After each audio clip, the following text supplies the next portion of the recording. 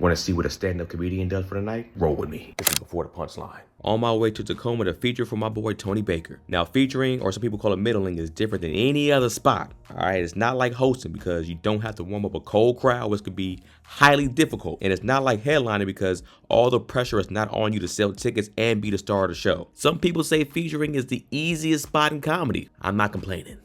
It's the telly, man. You know, I got just chocolates and stuff for your boy. Nice little great Gatorade, fruit snacks. Nice little king size. Right outside the city, man. Time to get ready for the show. Set list, fit, merch, kick, tissue. Let's ride. The venue is actually right downstairs from our hotel, so quick walk. Some green room shenanigans. I'm just like, nigga, I want to do what the fuck I think is funny now. I'm not gonna, I don't care if a nigga be, hey man, that's kind of a little, nigga, I don't give a fuck what you talking about. I want to have fun on stage.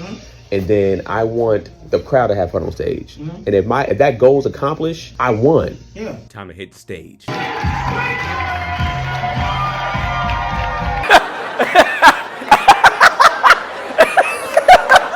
right. Night one down, Tacoma, Washington.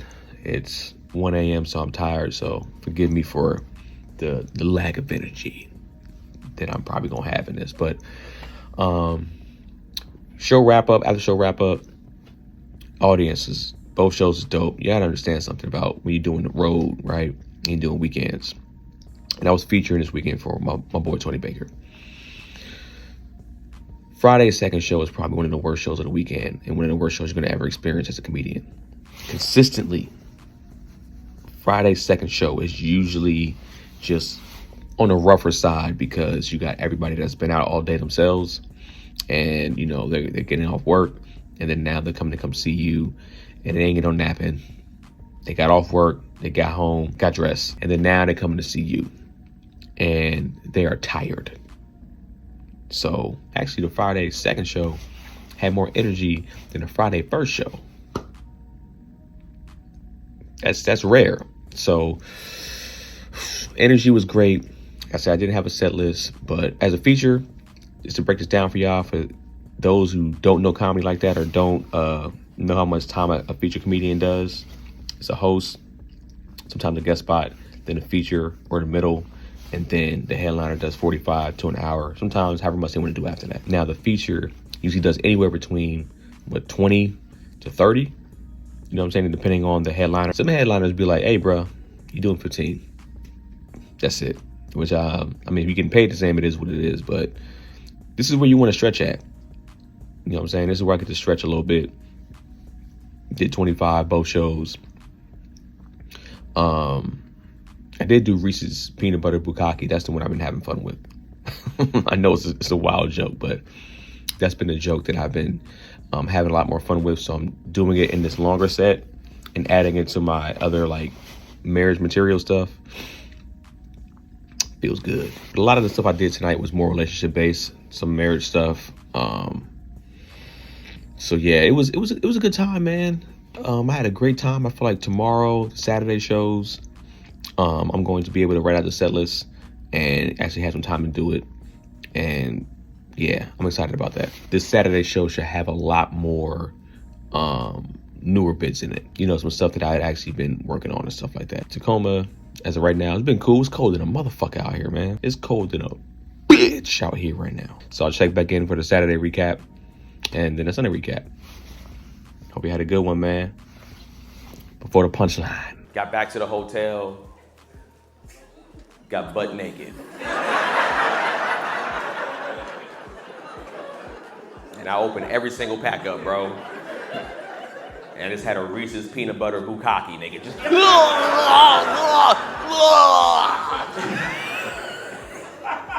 Saturday shows recap. 2 Saturday shows taking the cake for the weekend, man. I did some new stuff this weekend. Sometimes you got a bit, and it's funny, it just doesn't close strong. It was like, the closing was like, cool, it got out of there, but it's not a final ending. Did some more marriage stuff again. That's the stuff I've been kind of working on. I'm trying to get that stuff to where I needed to be, and so I can kind of get rid of it. So the goal is to get that stuff strong enough to film it, shoot it, do something with it. Probably put it in like a little 30-minute package, a little 30-minute special, and then be done with it so I can get onto some new stuff. Reese's Peanut Butter Bukkake, I don't know why that's been like my favorite joke to do right now. It's just such a fun joke. I don't know why. It's so stupid, so silly. There's truth in it because I really can't eat Reese's peanut butter cups like that. So it's just so funny. I think the crowd understands too, because maybe a lot of people in the crowd, most people love Reese's peanut butter cups. And when I do that joke in the crowd, they respond well to that because they're like, nigga, we love this shit. It's incredible. So the fact that my wife is taking away my favorite thing from me, when y'all see the joke, y'all see what I'm talking about. But yeah, the energy in the crowd in that second show was just electric. Like right now, all the crowds have been fun. I might have said in the other recap, Friday's second show is usually the Friday shows is like, they cool. You know what I'm saying? If you do a Thursday show, for some reason the Thursday shows be better than the Friday show, even though you got to go to work from the Thursday, you got to go to work Friday morning still. But for some reason, them Friday shows, people be tired. But this weekend, Tacoma, man, Tacoma been showing up. A lot of these shows is pretty much full. Shout out to Tony Baker, because that's his crowd. He's headlining. Shout out to the people that know me in the crowd. That always feels good when you're going to do these shows and they know who you are too. One of the guys, he showed up with one of my beanies, one of my merch that I usually sell on the road. And he came to the last time, which is like 2 years ago when we were here, 2023, I think it was, 2 or 3 years ago. And he had the beanie on. So it's also good on my end, building my own fan base. You know what I'm saying? That's what we're all trying to get to. We're all trying to become headliners. You got to start somewhere. You got to open. I headline some cities myself. You know what I'm saying? So I'm technically am a headliner, but the asses and seats is still hard for me. It's very difficult. Cheeks and seats, very, very hard to do right now. But I'm so happy to see that I'm growing my own fan base, man, because this shit is scary, man. Like it's hard. It's hard to get people to love you. It's hard to get people to buy tickets to come see you that cost $20+ or more, for them to spend a 2-drink minimum on their day off to come see you. It's a little bit of pressure too, to be like, you got to perform well. Like the last thing I want to do, or last thing I want people to feel, is to pay all this money to come see me. They took their time out, they got dressed. Some people might have bought an outfit. You never know. You know what I'm saying? But I got a babysitter, and these people took their time to come see me, and I wasn't good enough. That's always been like something in the back of my mind when I go out and do these shows. It kind of was affecting me for a while, and I'm better now. Like I don't feel as much as that way now because I'm very confident in my skill set. But that was the thing that was fucking with me. Like, man, what if I'm not good enough for these people, man? They paid all their money, then they don't never want to come see me again. One, I had to realize too, was like, I can't dwell on that too much. I can't control that. I can only go up there and be the best I can be the funniest I can be for the weekend, and give them a great show. At the end of the day, I know they paid, so I'm going to give them a great show. But I can't worry about everybody liking me, because that's what you feel like you want, but that's not what's going to happen. I'm telling you, every once in a while you're going to be doing some of these shows, and they're going to come up to you as they're going to come into the opening and be like, I thought you were funnier. They're going to say that. It happens all the time. One, I would say don't let it get to your head, because comedy is preference, man. Sense of humor is preference. Some people like darker stuff. Some people like lighter stuff. Some people like cleaner stuff. Some people like roasting and the crowd, just the crowd work shit. So they're going to like that person more. So far, so good for the Tacoma weekend. Shows have been super, super dope. We got one more show Sunday. I'm excited for that, to close that out. Tony had to watch his Bears go. That was so fun. Like watching your friends work. And that's another thing that I love about this, being on the road with my friends, is that you get to watch them work and watch the skill set. Like Tony was on stage and the Bears were playing. So if you know, Tony is a Bears fan.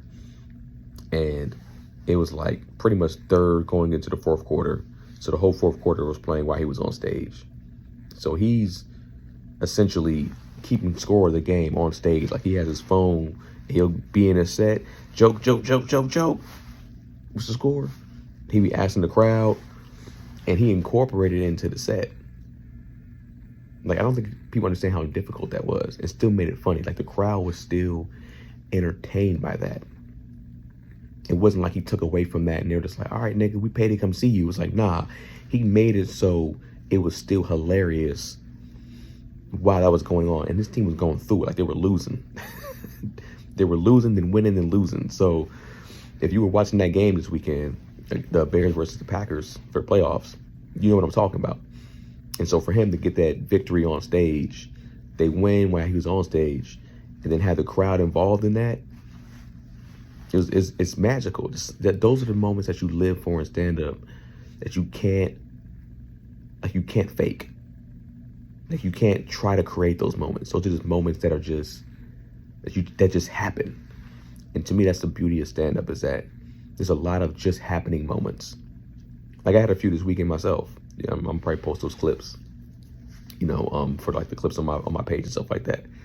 But yeah, man, that's the beauty of stand-up, is that it's a lot of improvising in moments. You gotta roll with the punches in this bitch. It's like boxing.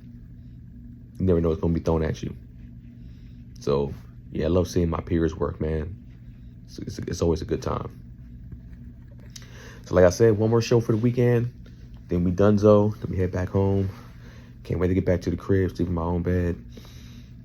But yeah, man, for the Punchline, man, I hope y'all enjoying these episodes. See you on the next one. We out.